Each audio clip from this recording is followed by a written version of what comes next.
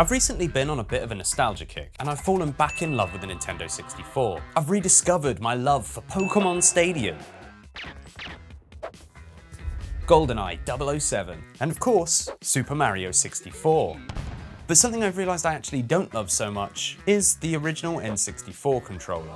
I mean, don't get me wrong, it's super nostalgic, and it's really one of the most unique controllers to ever exist. And I think it really goes to show that Nintendo have always tried to push boundaries and really experiment with the way we interact with their consoles, even in their earlier days. But with cramped ergonomics, 2 sets of directional buttons on opposite sides of the controller, and a button on the back that can only be accessed whilst using the stick, by modern day standards, this thing just makes no sense. Let's go!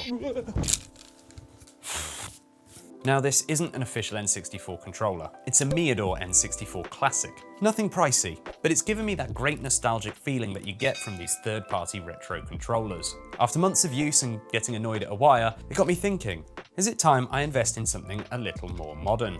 Well, it just so happens that 8BitDo have recently released just the thing I was looking for, and it's changed the way I play my N64 games.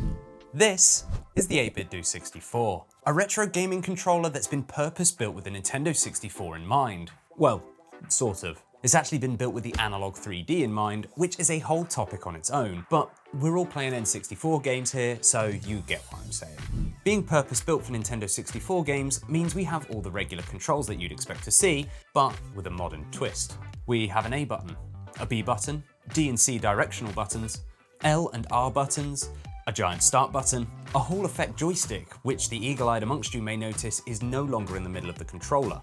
Not 1, but 2 Z buttons, and finally the 8BitDo turbo button and the start and select buttons. Like I said, the controls are not in the same position as you'd expect to find them on the original N64 controller, yet it does somehow still manage to maintain that familiar nostalgic feeling. This controller costs just under $40 and is phenomenally well built. I've always liked 8BitDo's products, and time again they blow me away with the level of quality that they're able to produce in such an affordable price range.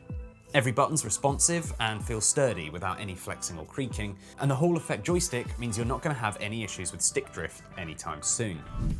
The 8BitDo is compatible with Windows, Android, Switch 1 and 2, and of course the new Analog 3D, but the vibration will only work with the Analog 3D and Switch devices. It's also worth noting that at the time of recording this video, you do have to update the controller's firmware before it will work with the Switch 2. On the back, we have an S and D setting. The S stands for Switch mode, and the D stands for direct input. If you're using this with the Switch or Switch 2, then you'll need to set it to the S mode. If you're using it with any other device, you may need to put it into direct input mode to make sure it's compatible with other devices. Connecting the controller up to any device is pretty effortless through either Bluetooth or USB-C, and I haven't noticed any input latency through either method. To be fair though, there aren't many high-energy, high-accuracy games that I would play with this controller.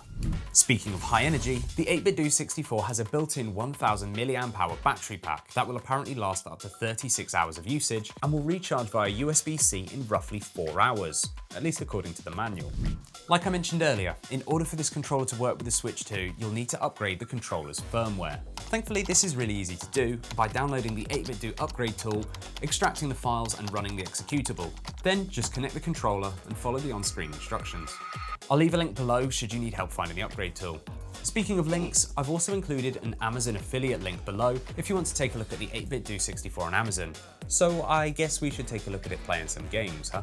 I don't own an Analog 3D yet, but I do have a Retroid Pocket Flip 2 and other PC emulators. Any device or emulator you connect to will require some initial setup to get working. You'll need to map each input to the corresponding button in your emulator of choice, but once you've done this, you won't have to do it again. In terms of gameplay, there isn't much to report on here.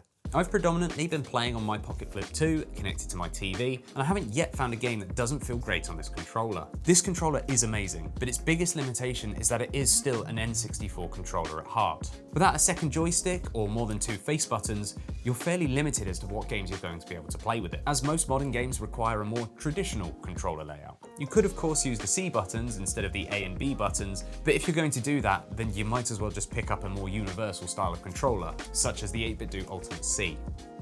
So, let's summarise what I like about the 8BitDo 64.